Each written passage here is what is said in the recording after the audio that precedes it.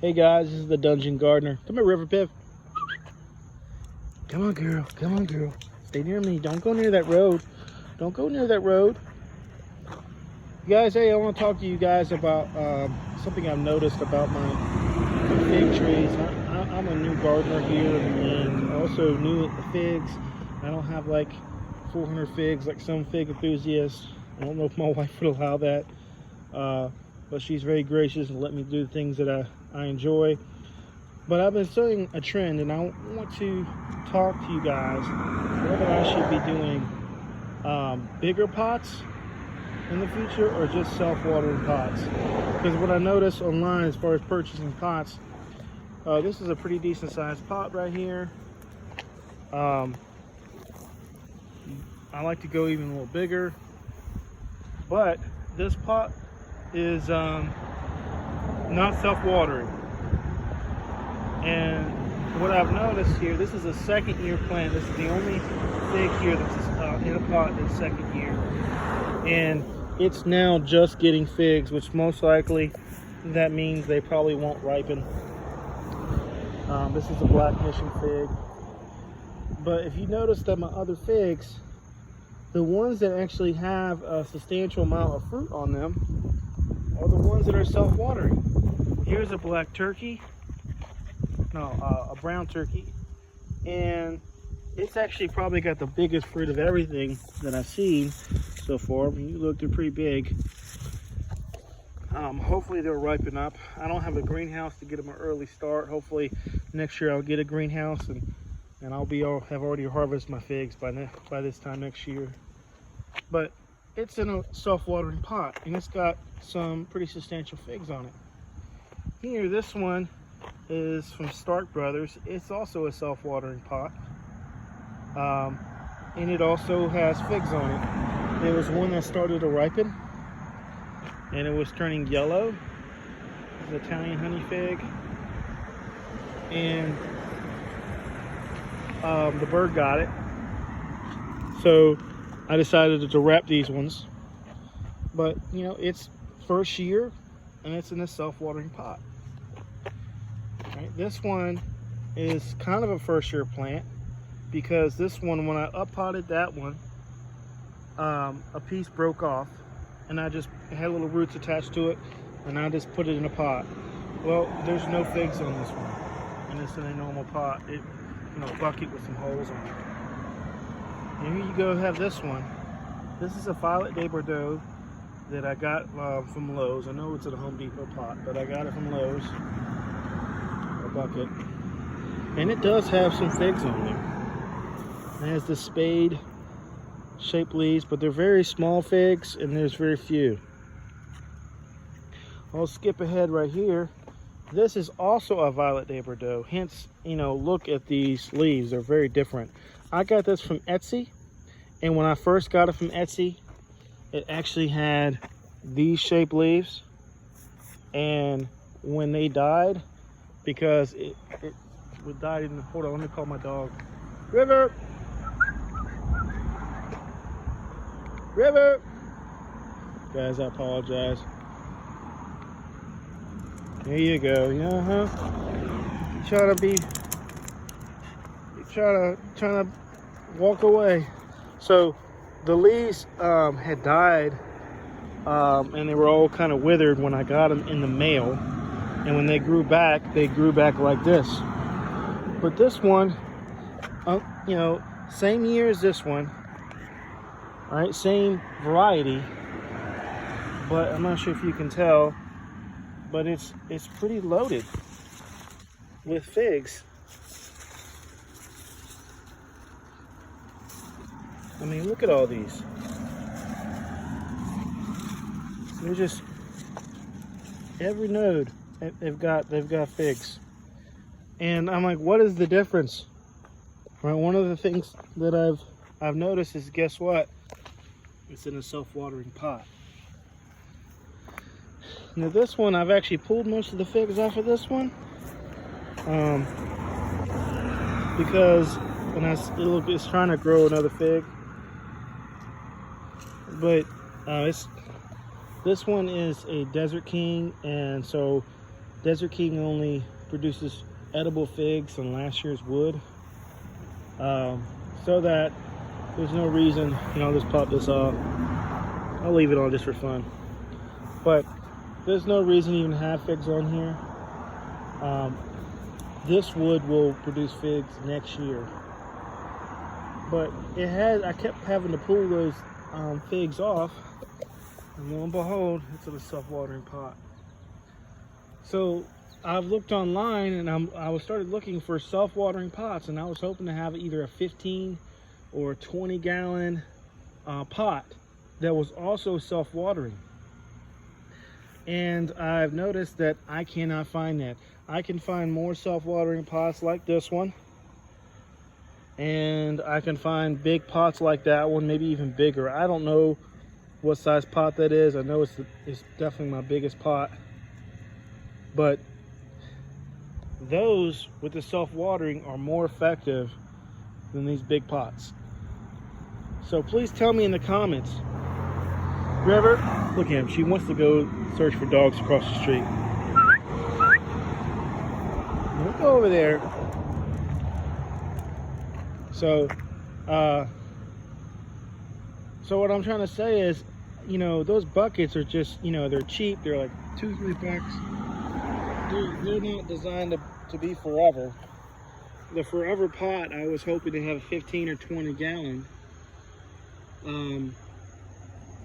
But I'm not sure. I'm not sure if I can find a 15 or 20 gallon of self-watering. So let me know.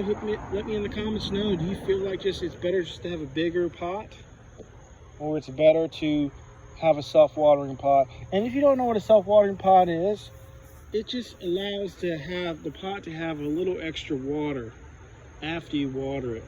So for example, this bucket here, I drilled holes in the bottom. So when I spray water in the pot, the excess water is going to go down, it's going to drain out the bottom. But this one, when it's going to go through the soil and it's going to drain out the bottom, and then it's going to hold water in this little pot right here. And what that does is, as the heat gets to the pot, the water will evaporate, and it has nowhere to go except back up to the soil. So it's pretty much like watering it twice. One with a good drench, another one with a slow trickle of evaporation. And this is clearly more figs. It's clearly more production than these other ones. So let me know in the comments, what should I do? I'll go ahead and share real quick with my one in ground. And this is ironic because look, this is this brown turkey right here has bigger figs than the one that's in ground. Come here, Rip Piff.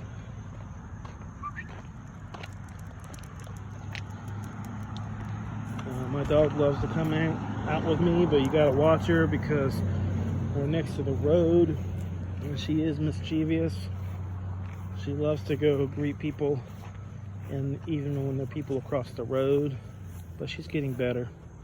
So this brown turkey I had last year, and it's got figs all over it, but again, not a whole bunch in regards to ripening, and I'm not so sure if I'll get some or not. Just the other day I went to a national park and they had a fig tree, and I asked them, hey, can we have any figs that we see? And they said yes, you can. And I found 3 figs. One of them was actually really delicious, and it was the same variety as this one. And it was a bigger tree. I mean, it was up to here. But this tree last year was in a tree form. I did not cover it up, and I had to cut it all the way back to the ground. It was nothing but a little stump, and it went from nothing to this in just one summer. And so my theory is that the tree has had to focus on regrowth instead of actually fruiting. So this year I'm going to cover the tree. I'm going to wrap it.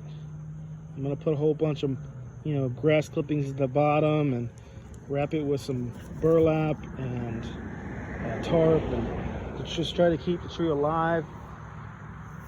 So the wood, if the wood stays alive, then hopefully it'll start producing fruit faster. So, but it did get me excited, because let me tell you, I had a brown turkey fig from this fresh market, and I ate it and it was gross. And I was like, man, I'm doing all this and the figs taste gross. But when I had that last week, this fresh brown turkey, which is not a very well thought of fig, it actually was really good. It was actually really sweet. And if I liked it that much, and it's actually not considered a very highly sought out fig, it just grows well around here, then how much am I gonna like other figs? So made me feel like this little journey might be worth it. So next year the goal is for Christmas. River, look, she's over there on the neighbor's porch. Yeah, she recalls pretty good. River, come here. Good girl. Down. Down. Good girl. Shake. Good girl. Sit. Sit. Good girl. Good girl. All right, you're free. You're free. She's a good girl. So, yeah, so I had that, fig, and it was delicious. And, this next year I'm going to hopefully get a greenhouse so I can get the trees started.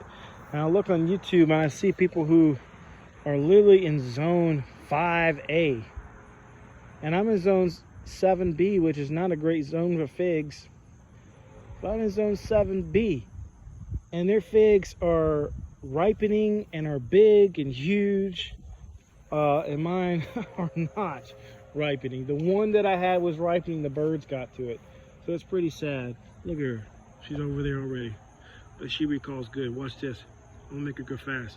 River! River! River! Come on, River! Huh. Let's go! Let's go! Let's go! Let's go! Let's go! Let's go! Come on! Come on! Come on! Come on! Come on! Why you keep going so far? Huh? Oh, dog, man. Going in the neighbor's yard. So anyhow, like, comment, and subscribe. Tell me what you think. Is a greenhouse gonna help? Should I go for self-watering pots? I'm not so sure. So here, this is a whole bunch of stuff I'm putting out in these trees so that I can just create more biomass, a lot more humus for the soil. It's probably not going to do anything till next year. The same thing with these ones. These are 2 more big pots that I've got that I took these blueberries out. So I have 2 pots I can use for next year to up pot. And here's one more self-watering pot. So here's one more self-watering pot. So I've got access to up pot 3 more to bigger pots next year. But it really seems that this pot right here, as small as that one is compared to this one, it seems like that one will do better than this big pot. And that's crazy to me. I wish I could get a pot this size for the self-watering. So anyhow, like, comment, subscribe, tell me what you think. All right, guys, peace.